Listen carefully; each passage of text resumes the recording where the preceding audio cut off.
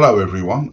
My name's Stephen Grinnell from Energy Medicine, and this is my podcast on plantar fasciitis and online support. So, what online support do we have?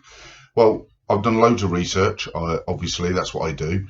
I've spoken to a lot of clients actually about what's available online because I think there's so much stuff out there that when I started looking and searching, I found loads of options. It seems to be sort of linked into sort of certain areas. So there seems to be a massive focus on insoles and some sort of supportive footwear.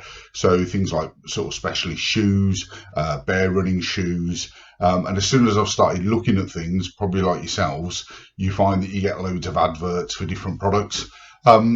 One of the things that I found with insoles is that the variety of insoles is quite extensive, and also the claims. So some of the claims are a little bit more, this will cure you plantar fasciitis in a certain amount of time, other bits are more conservative. And I found also there's a massive difference in cost. Obviously, I've talked about insoles before. I think they work quite well for a short-term fix, but for a long-term fix, they're not as good because they don't actually help the muscles and the fascia recover. They work a little bit like a crutch. The other thing that seems to be quite popular at the minute is these barefoot shoes. Now, that's something that I'm going to investigate further on a personal level over the next few weeks, because that's something that I have a level of interest in, because the idea seems really, really good. So very limited support, a little bit like a glove for your foot. And that you can wear it outside and everything else. So that could be quite interesting. I'm going to have a little go myself because I do quite a lot of walking. But also I'm going to then look at how that works for helping people within the clinic. I think the other area that seems to be very popular, some of this is on YouTube, is things like rollers and massage balls. So there seems to be a lot of support from a documentation point of view, what you can find online. So you look at different articles, blog posts. There's a lot of work done with manipulating the bottom part of the fascia, the idea of rolling on, crudely put, a bottle in some situations. That can be frozen, but there is quite specialist rollers with dimples on. There's different sorts of balls, so there's some that are quite soft, some that are quite hard. There's different sizes to do different things. So the idea around the rollers is to obviously look at resetting the muscles of the foot so they're not in spasm, which is a good thing. That's a positive. And also it's to realign everything. So it's to get you move your foot slightly differently and to aggravate it, to stimulate it.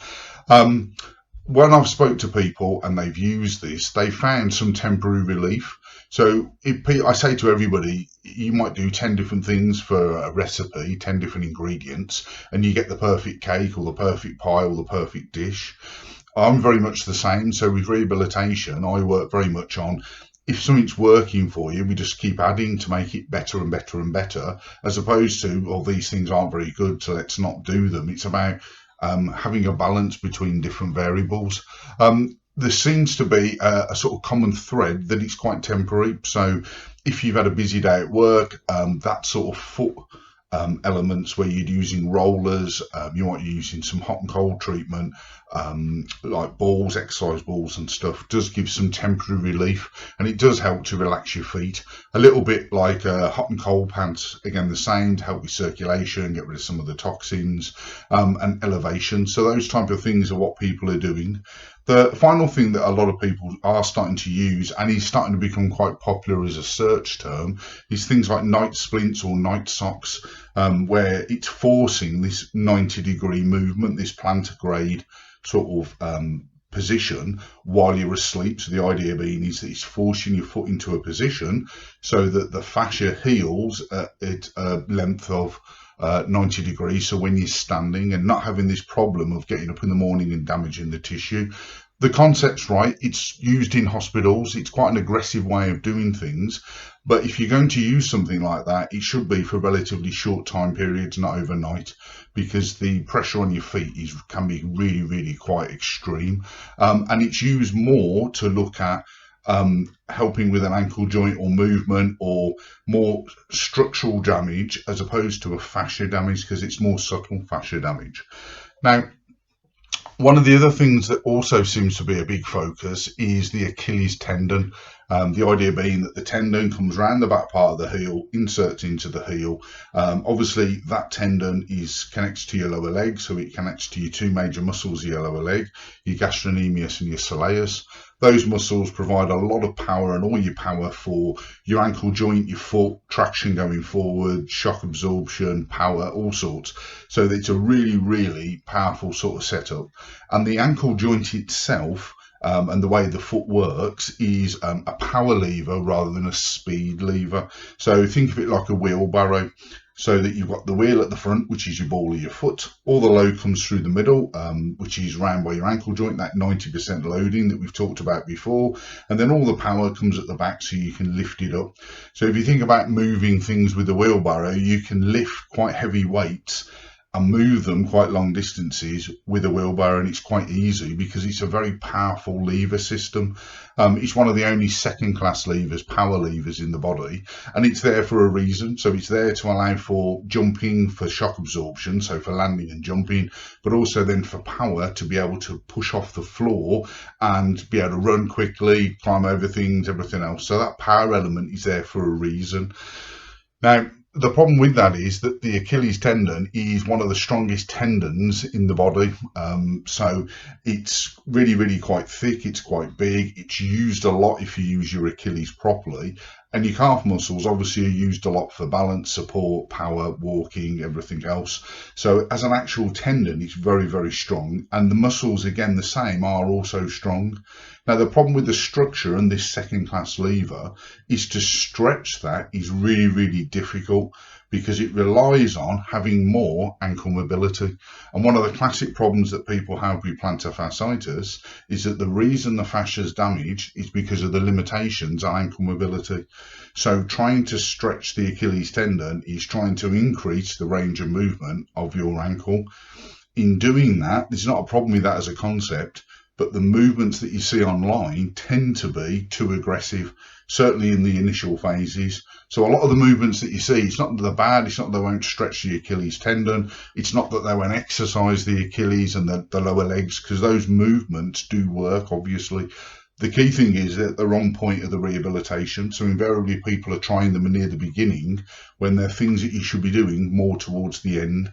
So that's something to sort of really, really sort of think about when you're looking at information. It's about, is this the right thing for me at this point in my recovery? If I'm near the end of my recovery and I've gone through some positive feedback and some positive cycles and things are improving, yes, of course, push yourself, do more, look at range of movement and all of those types of things. So the key thing is that it's about looking at isolating the muscles of the foot to be able to improve the strength of the foot. And again, there's loads and loads of information about that you can find online. Now, the trouble with it is that it's focused very much on strength development, which initially you don't need. You don't need strength development. What you need is range of movement. You need the foot to relax, and then you need to start again, but build up really, really slowly. So I've talked a lot about things like magnitude. So if you start doing 10 repetitions, if you then do 20, that's 100% more. So it's to think in those terms rather than I've got to do something using my whole body weight, because that's too much, because you've got a damaged tissue situation. So the key thing that I wanted to talk about today is the questions people should be asking, because a lot of people type in plantar fasciitis, solutions, recovery, pain relief, this, that and the other. I just want to stop the pain. Okay, and the question you should be asking is, well, why did I get plantar fasciitis in the first place?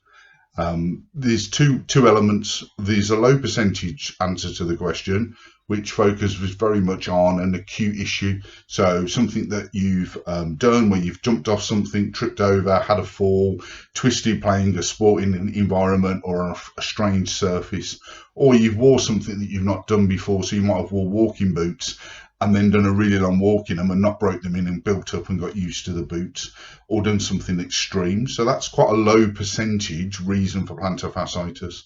The majority of people that I see have had plantar fasciitis for quite a long period of time, and it's usually a conversation of it started about 3 months ago, 6 months ago, 12 months ago in some situations, and where it was initially, it was uncomfortable, but it wasn't unbearable. I could do normal everyday activity. And what happens is that you modify your lifestyle to accommodate for the increase in pain and reduction in mobility. So you alter how you walk, how you stand, how far you walk, and how often you stand. The next thing is looking at what do you need to change? So what do you need to alter to be able to improve, so reduce your pain and increase your mobility? And one of the key things that you need to change is how you stand, how you walk, how you move, so how you actually load your foot. Obviously that sounds obvious in some levels, but more importantly, it's what most people don't do. So very few people that I see in the clinic and that I've spoke to online ever really look at how they move. They don't even notice how they walk, how they're standing. So they've not even looked at that as an issue, but those are the two things that they struggle with most. So what you need to do to reduce the pain and increase your mobility is to alter how you load the foot, so how much load you're putting on it, and to minimize the amount of load, and also then how you change how you do something. So how you look at walking, how you look at standing, techniques for standing so that you don't put as much stress on your foot, altering that, putting more body weight on one foot than the other, how you stand with your feet at different points, so slightly further apart, slightly closer together, twisting your feet so they're nice and square. So there's lots of things that you can do quite quickly to alter the loading. Again, with walking, it's looking at how you walk. A lot of people will walk with short strides and land either midfoot or on their toes. I've talked about that at length before, but the key thing obviously then is modifying and changing that. Now the trouble is, what I've looked at online is that there's a lot of bits of information but no structured process out there. There's no structured online, how do you recover? What's the rationale for the recovery? How does that work? So in doing that and the work that I've done, I've in the process of finalising the development of an online course which allows you to work in 3 phases of recovery, initially looking at anything between 1 and 3 weeks to be able to stand and walk short distances with a very, very big reduction in pain and quite a big increase in your mobility, because you're changing what you're doing. So you're not aggravating the problem and you're helping it heal itself. So you're getting like a double positive. So it's like building on the good stuff. So you're not aggravating it and you're making it better. The next phase is looking very much at doing extended walking, doing extended movement. So it's looking at reorganizing your gait patterns. And the final phase is everything else. So it's lots of different movements, moving sideways, kneeling down, standing up, stairs, coming downstairs, jumping, being able to run, all of those sort of activities. Now, one of the things that people talk to me about is, well, how does that work? What's the timeline? That's brilliant. When I work with people in the clinic, I normally work with them over a 6-week period, which is roughly a sort of realistic recovery. I think the problem that people have is that when they look at an online program, they want, this will fix you in 7 days or less. I've had people have very good results, but they're the minority. They're the 1-2%. The majority of people tend to find that phase 1's around 2 weeks. Phase 2 is around 2 weeks, phase 3 is around 2 weeks. And that looks very much like a sort of 1 to 2 weeks for that first phase, a sort of 2 to 4 weeks for the second phase, and about 3 to 6 weeks for the third phase. So the idea is you're gradually building. So as the pain's reducing, you're increasing your ability in doing more and more, but it's in a very, very structured way. So you've got a pattern and focus to follow. The other problem that people have is they don't have a realistic timeline. So everybody wants everything instantly. I'm exactly the same. If you have a problem, you want it fixed now. I don't want to wait till tomorrow or the day after. And unfortunately, the way your body works and the way that it regenerates, that doesn't happen. So yes, if you have medication, you have injections, you can have immediate pain relief. But the chances of you having a problem again in the future are quite high because you haven't changed how you move. So while you have pain relief, you've changed how you move in the sense of how you walk, but you're compensating for having something you then haven't got, or you have another problem in the future and have to have more injections or more pain relief. So by changing your mobility patterns, you not only reduce the pain, but you also can increase your mobility. But it's doing that in a very, very structured way. So the idea is that you gradually increase the magnitude of how hard something is, so that you get fitter and fitter and fitter to be able to do everyday activities. What people forget is that actually plantar fasciitis is quite an acute problem.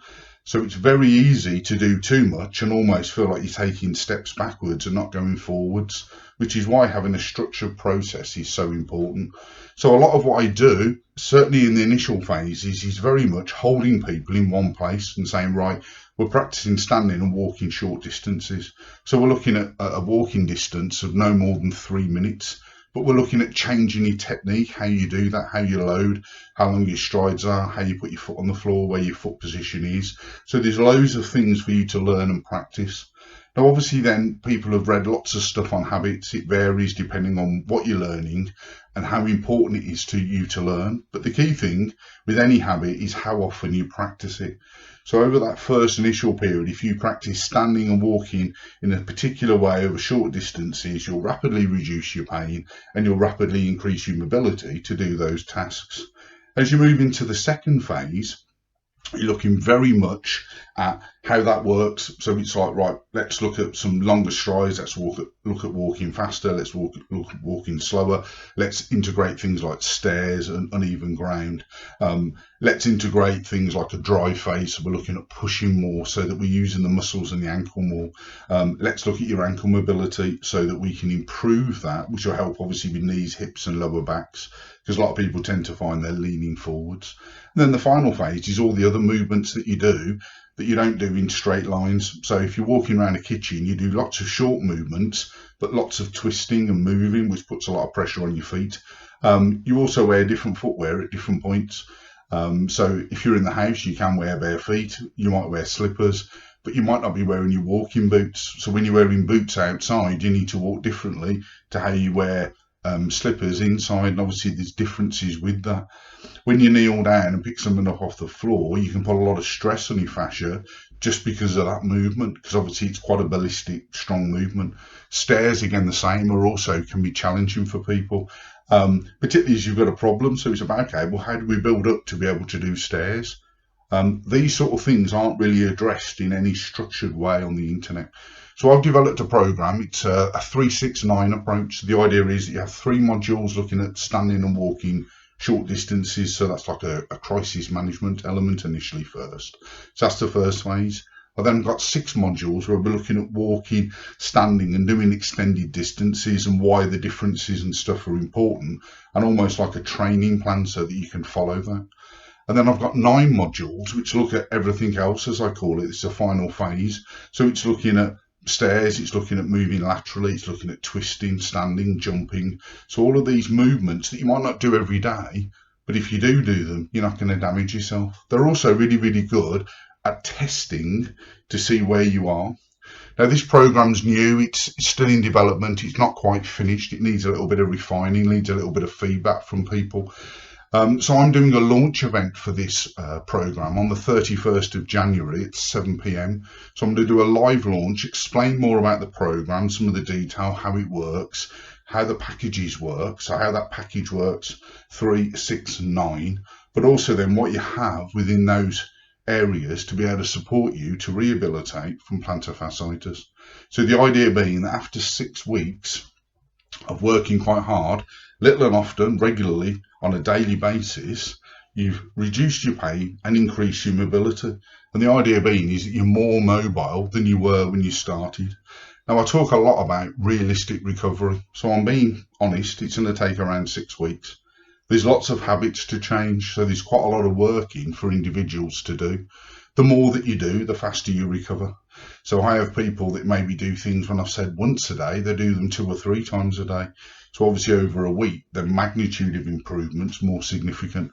So it gets better and better and better, quicker and quicker. The other thing is, the more you practice something, the more it becomes automatic. So it helps overlay habits and change habits quicker.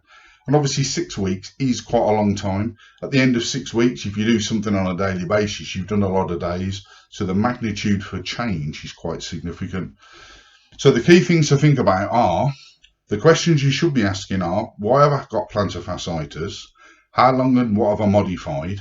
And how can I change it on a long-term basis? And the key thing is, you've got to change some of what you're doing. And the biggest thing that you're doing, which is causing an issue, is the loading on your foot. You can't change that. You're going to have to walk and you're going to have to stand. So those 2 features are what's aggravating your fasciitis. If you change how you walk and how you stand, you start to reduce the pain and you start to increase your mobility again so you can do more.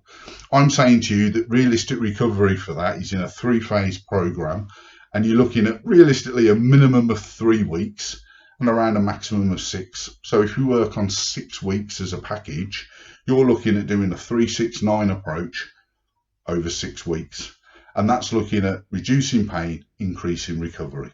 So the key things to take away is the 31st of January at 7 p.m. There's going to be details and stuff around on the internet, more details on the website energymedicine.io.